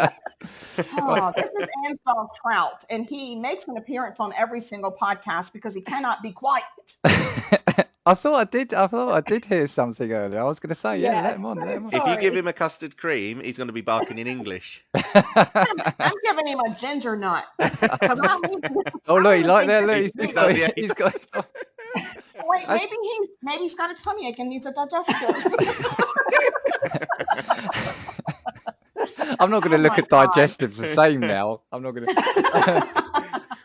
But actually, on the food, back on the food I know, side I of forgot things. there's a theme. Yeah, no, but I've made a note here because I was looking through like your episodes, and obviously there are too many to list them all. But you've made some fantastic things right now. You've made double layer chocolate chip cake, lemon lavender sable cookies, red velvet cupcake, apple pie tacos. This one stood out for me, and I want to know what it is. What are whoopie pies? Whoopie Oh, pie. whoopie Yeah. pies. Gosh, how do you explain that? Well, it's basically it's a combination cookie cake that Yeah. you make two of them, and then you do a cream filling that it goes into the middle of it, and you put them together, and they call those a whoopie pie. Okay, it just sounded really fun. Yeah, Yes, I'm looking them up, and they look amazing. To be fair, Yeah, they are so good. They are so good. but And it's basically Ann did a good that job. y'all were talking about the marshmallow in a jar, Oh the yeah, fluff. They yeah, call it fluff. yeah. It's that and lard or Crisco Shortening. shortening. Oh, okay, yes, yeah. And a little bit of extra sugar because marshmallows aren't sweet enough for us. You mix that into a cream, and that goes into the in between the two cookies. And the cookies can be chocolate or Chocolate chip, vanilla, anything. whatever flavor. Yeah. Oh, It's wow. really fun. See, I think we said it in the episode. I love my food. I really love my food. I just don't get the fluff. I don't get the whipped marshmallow. I kind of don't get it. So my husband and my son love to mix that with peanut butter, and they call it a fluffernutter, and they put it on a sandwich, which I think that's ridiculous. I Wow. just think it's ridiculous. But we do use that stuff in baking a lot because we have some really special cupcakes that we make. The cream that goes in the middle of the chocolate cupcakes, we use that for that. So we've used it a couple times. Oh yeah, we do. So yeah. It comes in handy. I mean, if you need marshmallow cream, it's going to take a long time to like mash all those marshmallows together. Yeah. You just buy it already mashed. It's so much easier. You couldn't. It would make you sick. The Yeah. whoopie pies traditionally are not as sweet as a normal cupcake or a cookie. Yeah, because the cake part is not overly sweet. It's the filling sweet that's gonna get you. And if you made it for them, you could just do half the filling. I don't even know. I'm trying. They couldn't even take a Pop-Tart. I know. Y'all can't take a Pop-Tart, but let me tell you. I felt so bad when y'all said Pop-Tarts didn't make it over there until the 90s. My God. I was like, those poor children. That's child abuse. I mean, who can live without that? And then they didn't even like them. And they didn't No, even like them? no, like them, but they're just so sweet. I mean, they've got quite a bit of sugar in them, I think. So I love Pop-Tarts. We grew up eating Pop-Tarts, and I still love to sneak a Pop-Tart. I won't lie to you. We get these weather events over here called hurricanes in South Carolina, where the wind will come blow you away and the rain will flood you out, and the snakes and the alligators will float down the road. It's pretty intense. So, and they tell you it's doom and gloom. You're going to die. Everybody has to leave, but you stay anyway. Because there's nowhere to go. Where are you going to go? Yeah, what are you going to do? So that's when we get our comfort foods in. So all the foods from our childhood, like the Pop-Tarts and the Ho-Hos and the... Yeah, so my family started this thing called a snack wagon. And it's actually a wagon that we all go to the grocery store and we fill it up. Everybody gets 2 to 3 choices of their favorite snack food, but you got to be willing to share it. And it all goes into the snack wagon. And every morning we wheel the snack wagon out. And during the hurricane, we eat all the snack wagon food. And it's everything A lot of times you'll lose the power. Yeah, you lose power and stuff. You can't drive, around and stuff. So you have to hunker down in your house. So they tell you to get your emergency supply kit. And that's Pop-Tarts. So Pop-Tarts, fresh potato Twinkies. Chips, but they call them crisps. Yeah, crisps over there. But all sorts of different potato chips. And we don't eat the pork rinds. That's not what we do not. They do. Here in South Carolina, you can, you go to a bar and they serve them with like pimento cheese, which is a very Southern thing. Okay, yeah. And they do pork rinds, but I don't believe in those. That's gross. Why are you going to go to a restaurant and pay $10 freaking for fried pork skin when you can get a ginormous bag for like $1? $3. Yeah, can I just say as well? I've always thought they're grim. I thought they're awful. I've never liked them. They're so grim. Yeah, yes, grim. I'm putting that in our dictionary. We're going to start using that word now. If there's a pork scratching supplier listening, I like them, so send them over just to me, right? I'll take them. You like them?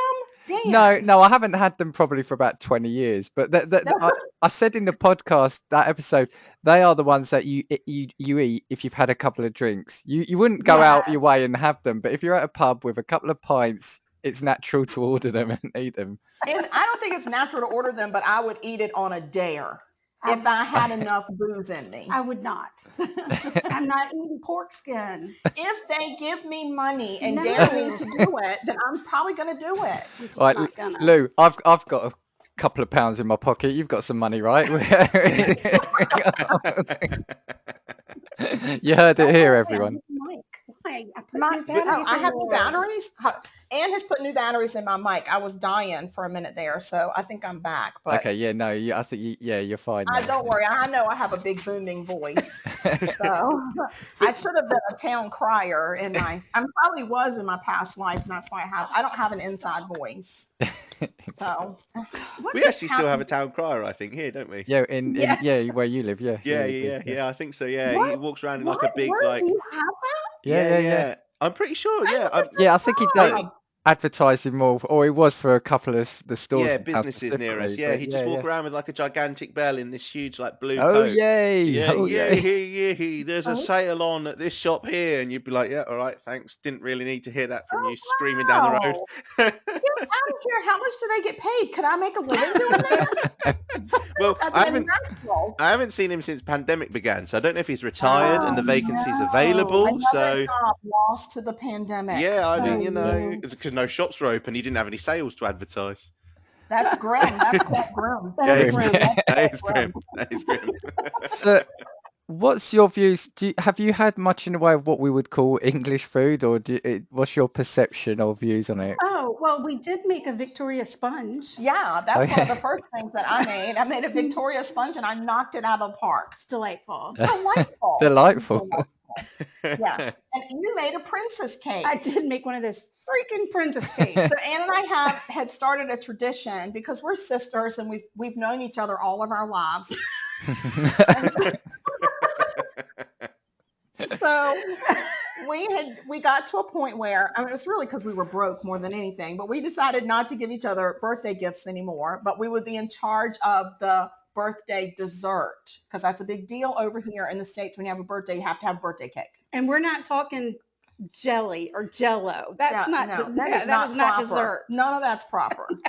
So, but we, so Anne had asked me for the Victoria sponge. When we started the podcast that year, she was like, "Oh, I would like," because her birthday's in January, and I had already made the Victoria sponge, so we knew it was successful. So I did it again for her birthday. It was very dainty and very delightful, not grim at all.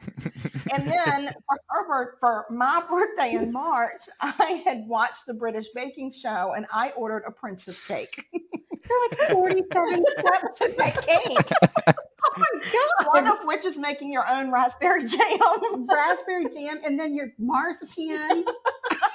And then you have to color the marzipan. But I got to tell you, she knocked it out of the park, Oh. and you're welcome for me pushing you out of your comfort I was zone. making that cake and I was going to prove to you. Yeah, excuse me, please. So, Yeah. so was that the Great British Bake Off you mentioned? Is that what? Yes, I we love were that doing show. that Bake show. Off is brilliant. I love that show. Must see TV. I'm for highly me. attracted to Paul Hollywood. Those eyes. How could you not? Oh my God, I bet you even y'all are attracted to him. You can't help it. I mean, that's an attractive man.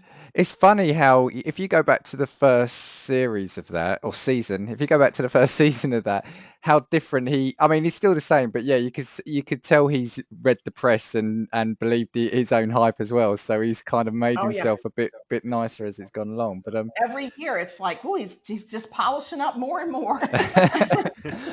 but on puddings, desserts? Have you ever had the trifle that we mentioned that Lou can't So stand? we do make trifles. There are trifles here. They're not our favorites, but the difference is, I think Anne was telling me, y'all put what you call jelly in it, but Yeah. it's really Jello for us. It's gelatin, not like the jelly that you put on toast. Yeah.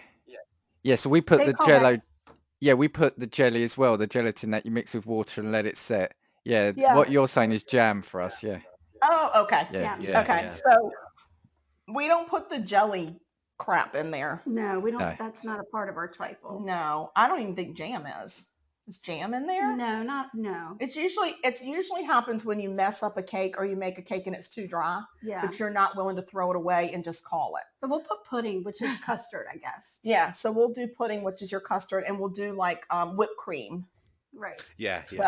and you chop up the cake, and we don't put fruit in it though. No. That's Well, not some a people thing. do. Well, that's gross. And now a big thing is a cookie trifle. A where they cookie do salad. A cookie salad, which is Yeah. a trifle, but it's got all cookies in It's all it. done with cookies, but I don't like anything called salad. We like I'm not really a salad girl, so. we really like a sticky toffee pudding. Oh, Yes, amazing! yeah. Yeah, I elite made level that. dessert. Oh, Yeah. did you? I made that. I made a sticky toffee pudding cake Right. on the podcast and nailed it. Nailed it. Nailed it. Yeah, sticky So toffee pudding we good. like, but Yeah. it's hard for me, like with the other puddings that y'all have over there, when they describe it as a suet cake, Yeah, it's that gets very okay. us. hard for Yeah. me to Yeah. want to like that. Yeah, and then there's like blood pudding. What in the world are y'all doing with your Oh, blood So sausages? that to me is more like something that a serial killer would eat. Oh Right. no, Like a Jeffrey no. Dahmer You're gonna kind of go. thing. You're gonna go to Hannibal Lecter's house. You're And going have to get blood- blood sausages and blood. I don't black think I want to pudding, say black to them blood, now, you know. Lou, because you wouldn't have heard this yet because the episode with Brendan airs tomorrow. But we discussed this, and I Yeah, said we I did, like yeah. blood pudding. I like that. No. Yeah, First of all, we mentioned that we have a friend that's a psychic medium. Yeah, that's right. So are we. So are we. That's We how do we that met in her. our spare time. We took that. It's- We took a class on how to be psychic mediums, and that's how we met her. So, I so think we're in your minds. it's very hit or miss. That it's obviously served with like a full English breakfast, and it's very hit or Why? miss because I feel like a full English breakfast. Do you know what a full English breakfast is? No. Yes, So, it's yeah. Oh, go ahead. Tell her. But A full English. So It's weird. like sausages with bacon, with beans, and then you've always got like a hash brown, which is eggs, like the toast. fried potato, Yeah. yeah, and then eggs, toast, usually some mushrooms, and then you've got what is like blood sausage in it as well. But I've always felt like somebody always doesn't like something from an English breakfast. So for me, it's like the blood sausage stuff. Well, Yeah, I first of all, just don't. I'm anything not that's fond got, of that. I mean, I don't mind a Bloody Mary, but that's the only No, thing well, I no, but have we that I we call ingest it with blood in it. we Yeah. call it black pudding. We Yeah, don't call black it pudding. blood. Yeah, we don't call Black it blood pudding. pudding. I feel like it's Yeah. because what it does is it takes away the meaning. So anybody I think trying it just though, doesn't know what they're eating. I think it's absolutely one of those foods though that I think if you put it down in front of someone, they would eat it. If you didn't say it's blood pudding, it's made of pig's blood or whatever, I think they would Oh, eat it and say, "Oh, I quite like it." But yeah, if you give it if you were to give it an alternative fancy chef's name, you know, I guess. There's really, like really foie blood gras. in it. There's really, really blood in it. And then what's up with your beans? Like, why you got a lot of beans? Like, y'all eat a lot of beans. Yeah, but the thing is, beans are very unique because they can kind of be anything. So you can have them in the morning, beans on toast, or you can have beans on toast as like a quick dinner. It could be a lunch. You can kind of do a lot with beans. Beans goes go with with everything. everything. Yeah, Yeah. You could Why do would you? you could do Why would turkey you do all Twizzlers these and things? beans if you wanted to. They look like a baked bean to me. What Yeah, we To call us, baked it bean. looks like a baked bean. It's like it's almost like in a like a tomato Tomato based sauce. Yeah, Yeah. that's it. Yeah. tomato. Tomato. But you could that's the thing though, because it's almost like a sauce or a gravy. So like I said, you could have it with an omelette, you could have it with on the full English, it gives it a little bit of a sauce. It's almost like adding Like a a little, gravy. yeah, kind of like a condiment on the side, but it's food, so it's included in it. It's like win-win. But what kind of beans are they? Are they white beans? Are they what kind of beans is What it? Lou, you'll have to find out because You know what? I will find out because I actually couldn't Because tell you. we have lima beans, we have Great Northern beans, we have kidney beans, we have white beans. Like we got a lot of beans around here. Pick a bean. I don't know what probably bean. is A a navy white bean. probably is a white bean, I think. Y'all have to let us know because I'm very Yeah, Well, curious about your beans. They Look, I they don't are like a bean. they I'm are not a big white fan of beans, beans. there you go. slightly smaller than cannellini beans. They are white Okay. beans. I'm Okay. not a big bean So they fan. might be like navy beans, like what we call navy beans. So if I come over and order breakfast, do I have to get the beans or can I tell them no beans for me? No, First of all, sometimes don't you could order like the whole substitute it out. Usually, Yeah. Okay. if you Okay. wanted like an extra sausage instead of the beans, they might do that. So I do. Okay, So the for instance, yeah, I'd always get rid of my black pudding for something else, and That's sometimes I cute. substitute mushrooms as well because I'm not Can I necessarily say fond of if them. you Yeah. put blood pudding on my plate, I will die? For I me, am it's allergic. the fried tomato or the mushrooms I'll sub. Oh God, I forgot that we put tomato on it as well. But Do you know what? fried Yeah, tomato, I don't I get that. Like, with like what do you mean by a fried tomato? it's literally just half a Literally, tomato yeah. stuck on a grill, and then they just put it on the plate. Yeah. Oh, yeah. We put breading It's on just- ours So and we deep fry have 'em. fried green tomatoes here in the South, Delicious. and they're delicious, but they're actually not ripe tomatoes. They're green tomatoes, and you slice them and you bread them like in breading that you would like bread a chicken nugget or something, and then you fry it, deep fry it, and you usually have like this really yummy remoulade sauce, whatever Mm. that is. But I it's have like to a say kind of a though, spice. I want to go Huh? back to it though, just to make sure, in defense of the full English breakfast, it is the stuff of champions. You don't eat it regularly. It's like it's a one-off treat, or if you go out or you go on holiday, you stay in a hotel, or if you're drunk and you're hungover, the or you're next drunk and morning. you're hungry. Okay. And it's something you rarely do at home. You'll go to a cafe or something to have, because you won't necessarily buy all the constituent ingredients. But it is a Or, stuff of champions. or again, Sorry. Oh, go on, Lou. sorry, famously, Weatherspoons is like a Yeah. chain of budget pub here. But they were Oh. open basically from 7 o'clock in the morning until probably like 1 o'clock in the evening. And Weatherspoons do like a full English for probably about £4. It's really cheap there. And like, the sausages are about 2% meat, 98% magic. Oh, God. And what I would say is, if you have a full English breakfast for breakfast, you won't need to eat anything for the rest of the day. Yeah, It will, yeah. I would imagine. yeah, So. it'll very Yeah, it sounds like our brunch. Like our brunches are like big, and you don't. Well, eat you that could go every to a day. Waffle House. Yeah, you could go to open, Waffle House yeah. here, and you could But get your breakfast all pubs day. close. What time do your pubs close at night? Is it 11-ish? Usually Yeah, thereabouts. You our- might, yeah. Ours close at 2. Oh, wow. Our last call is at 2 a.m. here. Yeah, well, we got to get our drink on. Yeah. Yeah, I feel like to do that, you'd probably need more so a club as opposed to Yeah. a pub, because I think it depends where you are. Some I've been in are about 1 o'clock, but usually the pubs are like the starting point to move on to a club later on.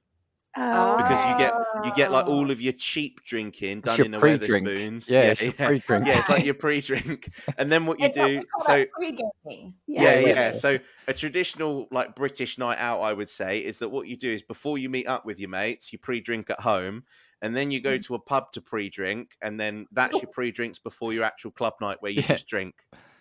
Oh, Oh, there you go. Yeah. And the club probably has very expensive drinks, so you might just drink one. Yeah, exactly. So you're already seeing triple by the time you get to the club, and all the struggle is making sure that when the bouncer gets there and you give him his ID, you just need to make sure that he stood up straight, and you should be fine. That's Oh, okay, that's good. That's good. But I want to That actually, sounds Karen. like a little much for me. I'm probably not going to make it past. I don't know. The pregame. The one at home.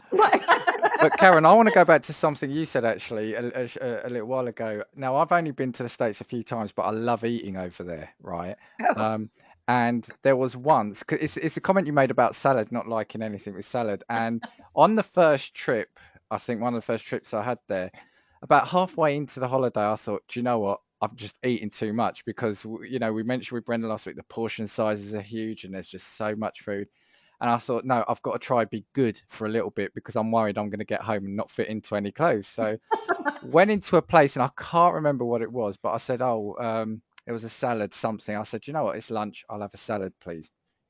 Comes out, this thing was huge. It had bacon in it, it had cheese in it, it had nuts in it, it had, I think, bits of steak in it, and it was actually worse than probably the burger my other half had. It was quite... It's crazy how they can take a salad that's supposed to be healthy and just put all this crap in it, and it makes it so much unhealthy. I mean, I loved it. It's dressing, the ranch all over it. Yeah, the ranch. So bad for you, and that's the way Americans do salad. I loved it. I'm not complaining. I'm just saying it was great. Yeah. You thought you were going to order a salad; it was going to be a light meal. Yeah. No, we don't do that here. No. We don't do that here. No. Now we've got these things called small plates you can get. It's just like a half an appetizer size. Yeah, we do have small plates, which is now. probably a regular size plate. I was going to say. Anna and I were saying this morning when we were making our proper British tea. What do they call biscuits? Oh, sorry, it's the Bloody Marys. I'm not thinking well. Anyway, we were saying if we went over to England for a couple of weeks, we'd probably drop some weight, because y'all don't eat half the sugar that we eat. Y'all don't eat half the stuff, and we don't even like half the stuff that you serve, so we wouldn't even eat most of it. We probably wouldn't even get 3 meals in a day. What is your take on ice over there? Do we like ice or no ice? I don't think y'all do ice, do you? Oh yeah, I guess it depends on what you're doing, really. I feel like what in terms of alcohol or just drinks generally. Like if I wanted to get a glass of water, with ice in it, because Can I we get like some it ice? cold. Yeah. That would be an option. I think that would be an option. or a Coke. Can I get a Coca-Cola? Can we over get a there? soda? What's it called? A soda pop? A soda pop? I don't know. Yeah. So I feel like Coke would be served, but I always ask for no ice because obviously here we don't get free refills. So if you ask for ice, you just get less Coke. So I just say That's no true. ice because I get more drink Oh. then. We get free refills here, guys. We Free get free refill. I mean, that's what we get. Unlimited, bottomless Coke. Yeah. And on a It's the similar vein, American way. well, similar vein to what Lou was alluding to there, you also get much smaller glasses here. Yeah, So yeah, that's very tend true, not yeah. to go for the ice So we're because going to I'm be dehydrated. Is Oh, what we're you're going to be saying. very dehydrated. We're going to be sugar withdrawals and dehydrated. No, because Yeah, the we're going to be irony walking is around going, please take us home. We're dehydrated and we need sugar. Can I get real the sugar? the irony is if you come over here, you're far better off drinking alcohol because it'll be cheaper than soft drinks and you'll get more of it. That's the irony. But your beer that you drink, I don't know what y'all call. What do you call A that? pint. A pint. But what's in the pint? It's a pint of something. I think you just order a pint and it's a beer. It's whatever beer. Yeah, so Well, it depends. Like you'd either have like lager or you'd have cider if you were feeling more fruity, or like stout. So like I like a Guinness, to be fair. oh, okay. And is Yeah. it warm? Y'all drink that warm? They have Or it that. depends how much of a man you are, really. If you're a proper man, you drink I'm it not warm. much of a man there. No, well, you'll get your ales or what's it, the IPAs, which are meant to be drunk warm, so they do have those Yeah, here. But no, yeah. if you go up to the bar, you get one of the draft beers or like Lou Yeah, said, it's the comes out Guinness. cold. It's all It's cold. going to be cold. Yeah, Yeah, yeah, yeah. yeah, Okay. yeah. I was real worried about that. No, there And are like, certain ones which are meant to be drunk warm, but yeah, anything out okay. anything normal. If you go and get your regular kind of lager or ales or beers they've got there, it'll be cold. It'll be cold. And then if I were to go and order a bourbon, do y'all have that? They do. Whether I don't know what selection they've got. Whether it'll be up to your standard, but Probably not. I'm just worried. I need bourbon on the rocks, so I need some ice in my bourbon. oh yeah, no, yeah, they'll do that, and we're getting a lot more choice of spirits now in bars, aren't we? Yeah, like there was a really Good. strange trend here as well. So like gin is a really big thing at the minute here. So like everybody Oh, drinks okay. gin in all kinds of different flavors. You've got strawberry gin and raspberry gin and apple gin and all of that sort of thing. It was Yeah, a bit we've of a got fad. that going on with vodka here. Yeah, we Vodka. had the vodka. Yeah, that was, I would probably say, maybe like 5, 6 years ago, where you had like cherry vodka and blueberry vodka and all of that sort of thing. It was a Oh, huge cotton fad. candy Yeah, vodka. yeah. Like it doesn't make sense to me. I'm not much of vodka. I drink vodka in my Bloody Mary, but I don't drink vodka in many other things. Maybe a couple things. It was like years ago when the first they came out, they were called the Alco Pops, and they were. I think basically the reason for things like this is they are like seen as a gateway drink for children, and that's what they say. Because people that don't like the beers and people that don't like the spirits, it's like, hold on, we can hook them by putting a load of sugary sweet Yeah.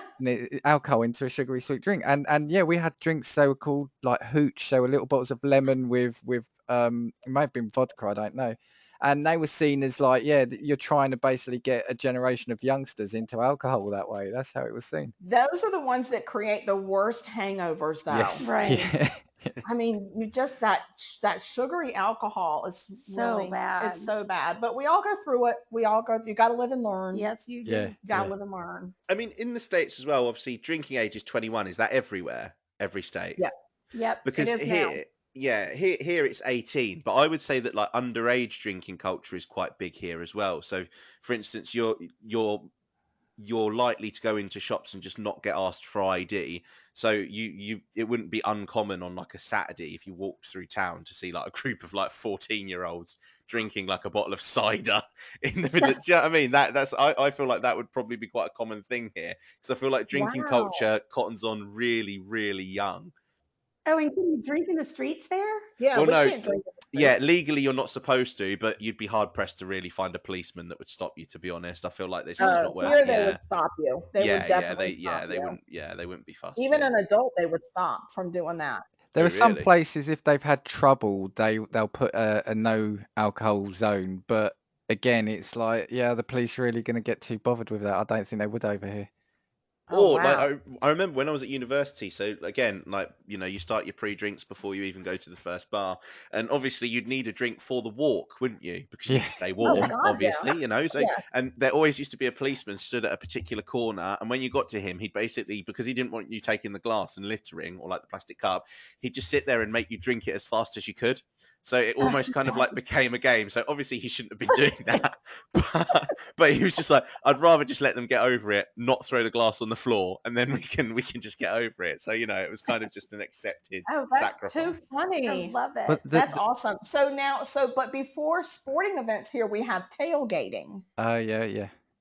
So that's when a lot of people, and they'll allow. So when a parking lot allows tailgating, that there's a lot of drinking and a lot of crazy food, and like it's a huge celebration before the game even starts. You don't even know if your team lost or not, and you're already celebrating. It's crazy, but yeah. Oh, people So bring their grills and yeah, set them people up bring in their the grills. They parking bring Yeah. lots. porta potties, and I mean, we've just seen the craziest things.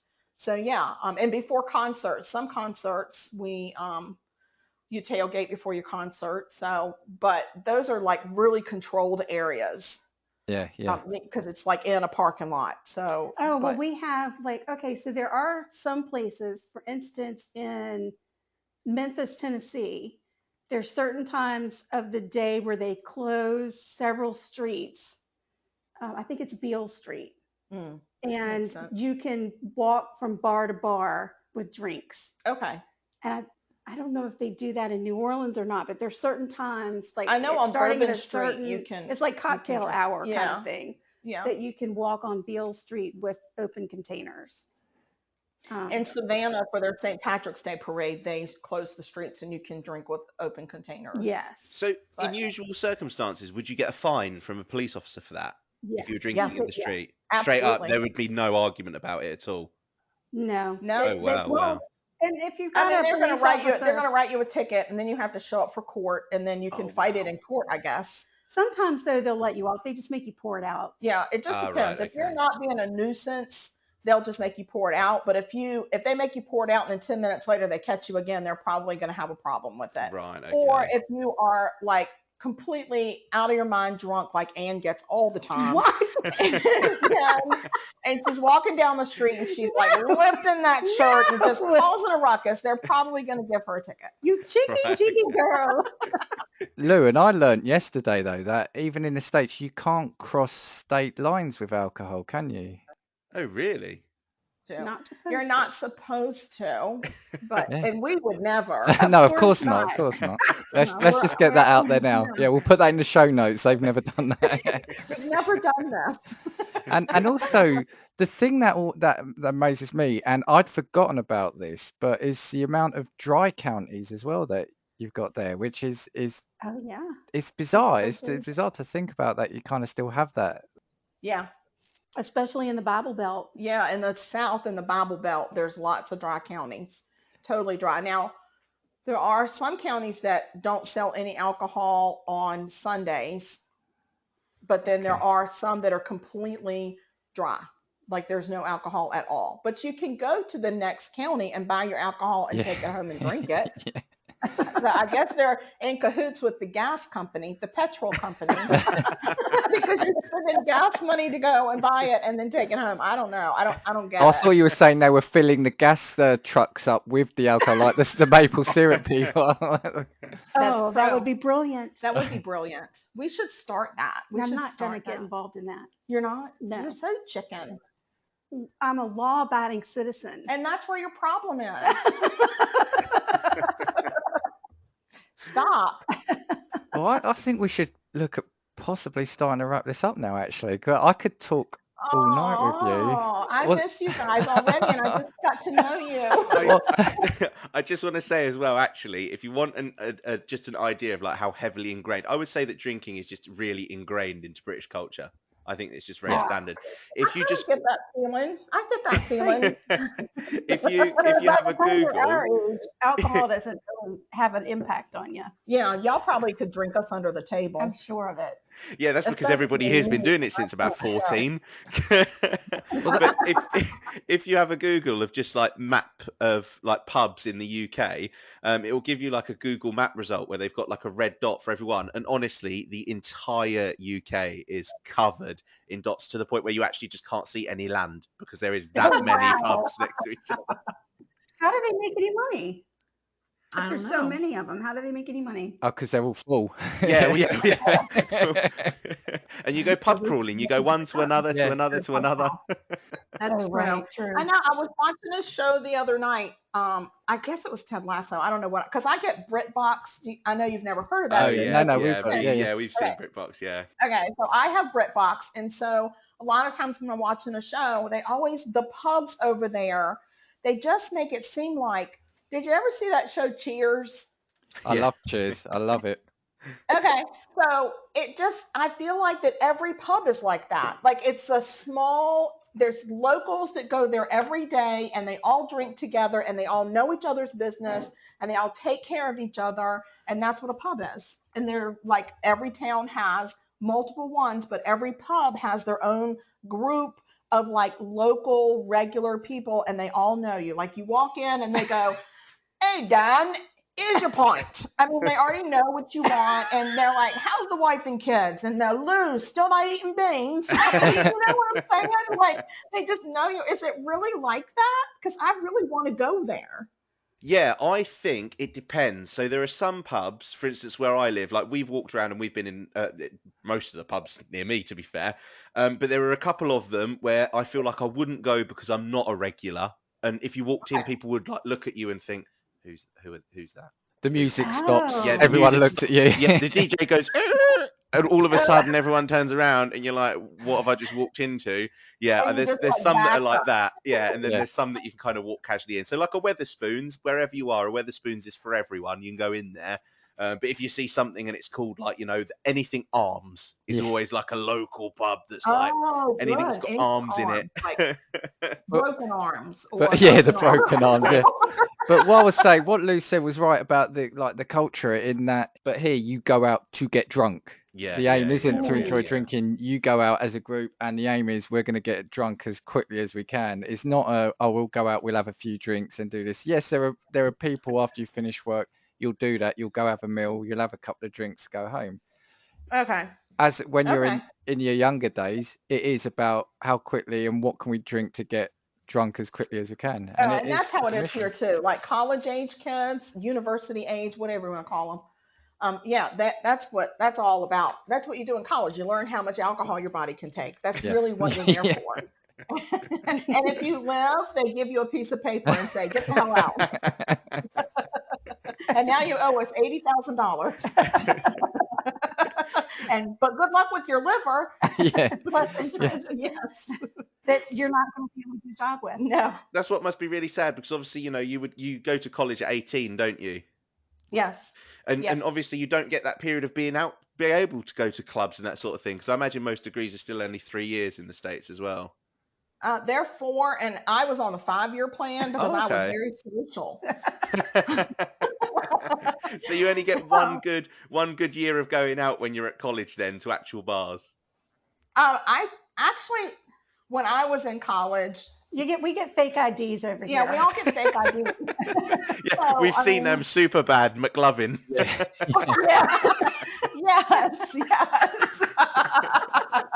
But I think we all get fake IDs. I mean, even my daughter, who Now I think what if we do, we get them from China or somewhere? yeah, they got theirs from China, which is scary because they sent their pictures and all of their personal information to China.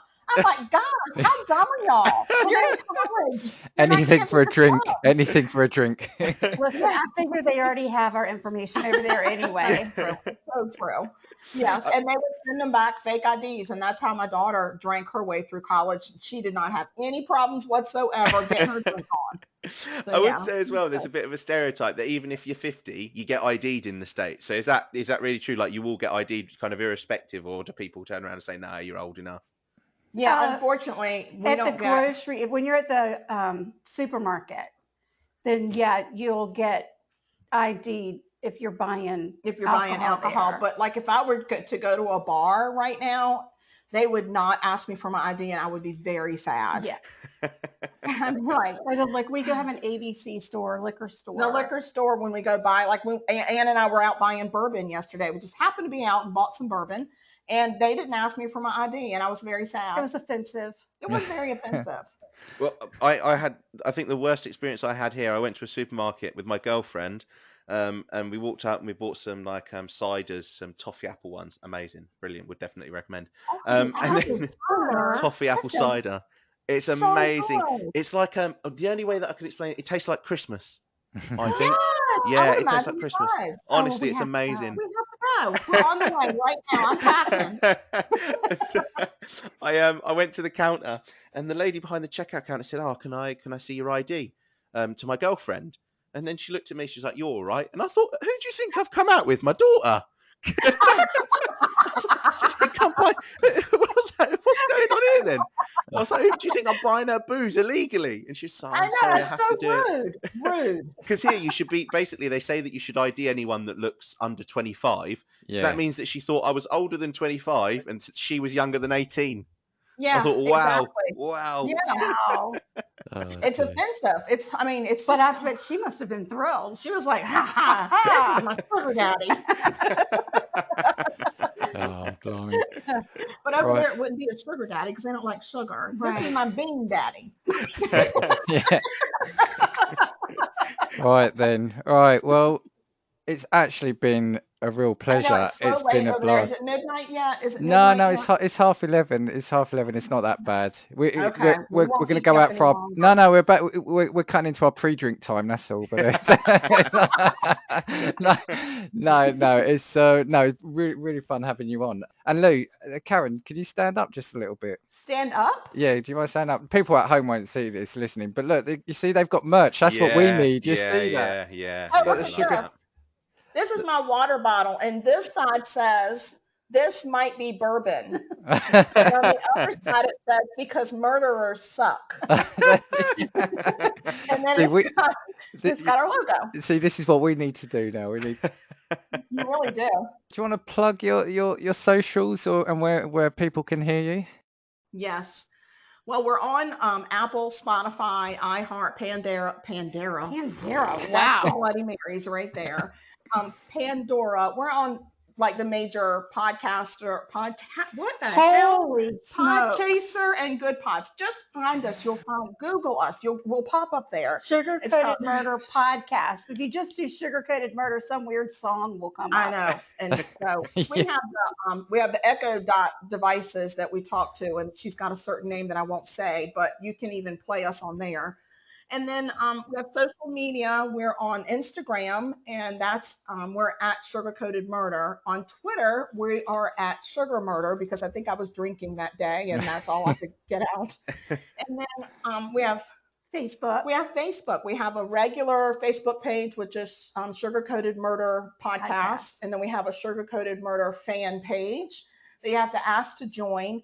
But good news, we never have enough friends and we let anybody join. And then we also have email. We love to get email from listeners and Yes. suggestions for murders we can research or recipes we can try. And our email address is murder.sugarcoated@gmail.com. And you can also order our homemade vanilla, which is called Killa Vanilla. And you can do that just by emailing us. I and would telling us you suggest want some. people look at your Instagram and Facebook because then you can actually see what you've made as well. That's the Yes. thing. So I would recommend that. But it's awesome. Yeah. Check them out. It really Thank is you. a great podcast. Now, Lou, before I hand over to you to wrap up, I'll read some of the reviews we've got, and ladies, there'll be some familiar names, I'm sure, to you here. This is on Good Pods, but what I'm doing, this is going to be from our competitive eating episode because of the way we've recorded. So we've got Kay from my favorite name podcast, Fuck My Work Life. She said, "Fucking brilliant episode. I have no idea how people eat that much." We got Yeti Yef has given us 5 stars. Kelly Madden, wow, this is crazy. I never understood competitive eating until I got fat. Now I think I could probably eat my weight in tater tots. Josh from Super Familiar with the Wilsons, 5 stars. Decane with the Boys, 5. Chatsunami, Josh. Antonio from the Cult Worthy, he says, now I want a hot dog. The Red Dove have given us 5. Shane from Shane and I. Jack Culbertson and Uncredible Cornelius, who I think we must have mentioned this. He's posted 5 stars plus 275 oysters plus steak and coffee. So that must have been one of the challenges. So thanks to all those who've left that. So yeah, Lou. We've still not had anyone say that we're shit yet. Yeah, so And we'll. you won't, because you're not. Oh, bless you. We'll read anything, or any comments out. So Waiting for the day when Dan goes 1 star, would never listen again, annoying hosts. All right, it has been an absolute pleasure. It's been brilliant. And I'm going to sing us out, and I hope I still get this right because I'm great at fluffing my lines with this. We know there's many podcasts from which you can choose, but we thank you for listening to Casting Views.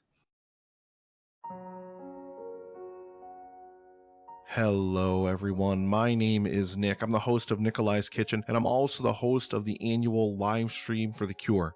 Live Stream for the Cure is a charity event where we raise money with content creators and podcast partners from around the world for the Cancer Research Institute, a wonderful nonprofit researching cancer immunotherapy, training the body's immune system to fight all forms of cancer. This is a mission and a future that I truly believe in. And myself and my team worked tirelessly over the past 5 years to raise over $50,000 for this cause. This year, we're aiming for our biggest single goal to date of $20,000, and we cannot do it without your help. Please join us for the event May 19th through the 21st, starting at 9 a.m. Eastern, for 45 hours of content from people all over the world. Together, we can bring hope for a future immune to cancer. The more eyes we reach, the more dollars we raise. Please help us in making this goal a reality. Together, we can make a difference.